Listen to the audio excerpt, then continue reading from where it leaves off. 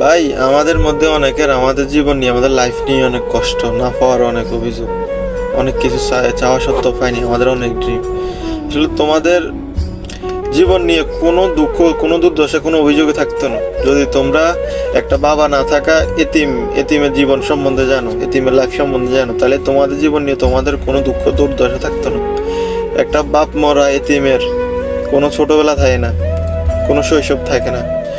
সে বাপ মরছে, এতিম হয়েছে মানে সে বড় হয়ে গেছে, তার মাথার উপরে রাজ্যের দায়িত্ব চলে এসেছে। তার কোনো ড্রিম থাকে না, তার কোনো বড় চাওয়া পাওয়া থাকে না, চাহিদা থাকে না। তার কোনো নতুন ড্রেস, নতুন কোনো কিছুর ইচ্ছা থাকে না। তার স্বপ্ন একটাই, শুধু সে তার পরিবারের মুখে 2 মুঠো ভাত তুলে দিবে। এটাই তার সবচাইতে বড় পাওয়া। এটা পারলে সে খুশি, এটাই তার দুনিয়া। আমাদের জীবনের নিয়ে আমাদের অনেক আশা আকাঙ্ক্ষা, অনেক না পাওয়ার কষ্ট। একজন এতিমের কখনোই কষ্ট থাকে না।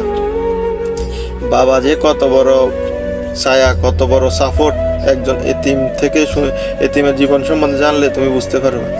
যার বাবা নাই সেই জানে মা বাবা কত বড় একটা ছায়া, কত বড় একটা শক্তি। একটা ফোলার জন্য একটা কত বড় শক্তি যে তার বাবা, তার বাপের ছায়া।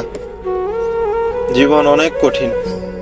যারা যারা নিজের ফ্যামিলির উপরে প্রেশার দিয়ে চাওয়া পাওয়ার কষ্ট, তারা কখনো এই দুঃখটা বুঝবো না। যার বাবা নেই সেই জানে। তার থেকে তুমি অ্যাডভাইস নিও, জীবন সম্পর্কে জানিও, তাহলে বুঝতে পারবে তোমাদের জীবন নিয়ে তোমাদের কোনো দুঃখ দুর্দশা থাকতো না।